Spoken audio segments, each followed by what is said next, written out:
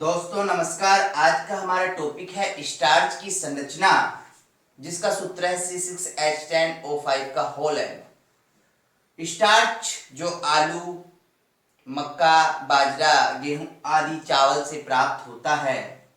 Starch की संरचना में दो भाग होते हैं। एक होता है ए भाग, अल्फा एमाइलेज, जो स्टार्च का 10 से 20% भाग होता है, और दूसरा भाग होता है बी भाग,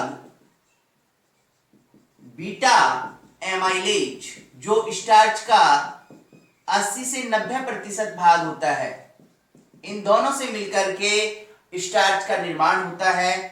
अब सबसे पहले हम स्टार्च के ए भाग पर प्रकाश डालते हैं कि ए भाग का निर्माण हम किस प्रकार से करते हैं। स्टार्च में अल्फा डी ग्लूकोज इकाइयां होती हैं, जो अल्फा 14 और अल्फा 16 ग्लाइकोसिडिक बॉन्ड के द्वारा बंधी होती हैं। आपको मैंने अल्फा डी ग्लूकोज की संरचना बनाना सिखाया था।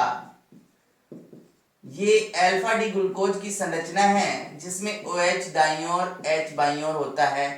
इसी को आधार मानकर हम बीटा भाग बनाएंगे।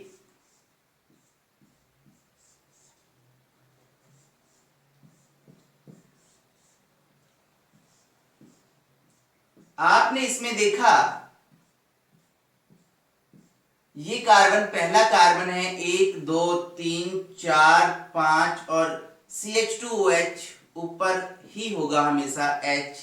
पहले कार्बन पर HOH, दूसरे पर HOH, OH, H, फिर HOH।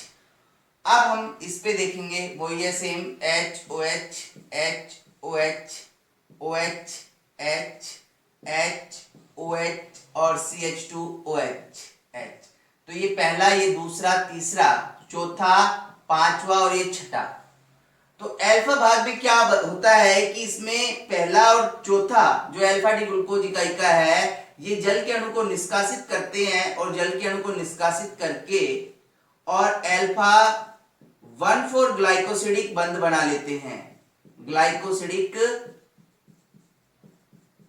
बंध, और ये इस बंध से जुड़ करके इसका निर्माण कर लेता है। अब आपने देखा ये बहुत सारी इकाइयां इसमें जुड़ती चली जाएंगी, आगे तक इधर भी जुड़ती चली जाएंगी और उस तरफ भी जुड़ती जा रही हैं। ये आगे तक बढ़ता जा रहा है। तो ये किसका निर्माण होगा? अल्फा भाग का। अब दूसरा भाग जो लेते हैं वो है हमारा बी भाग, बीटा एमाइलेज, जो स्टार्च का 80 से 90% भाग होता है, 80 से 90% भाग। अब आप अल्फा भाग की तर्ज पर ही इस चीज को बना सकते हैं, बहुत ही सिंपल सा है ये। बीटा जो भाग है उसमें 14 और 16 दो ग्लाइकोसिडिक बंध बनाने हैं आपको।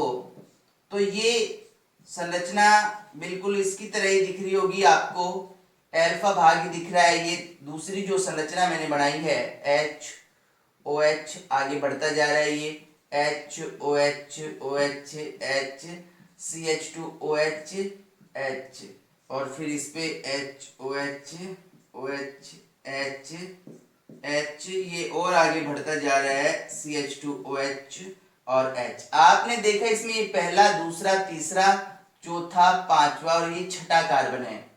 तो अल्फा डी ग्लूकोज जो इकाइयां हैं उसमें आपने देखा पहला कार्बन इसका और छठा कार्बन जल के अणु को ये निष्कासित करेंगे, और निष्कासित करके और अल्फा 16 ग्लाइकोसिडिक बंध का निर्माण कर लेते हैं। किसका?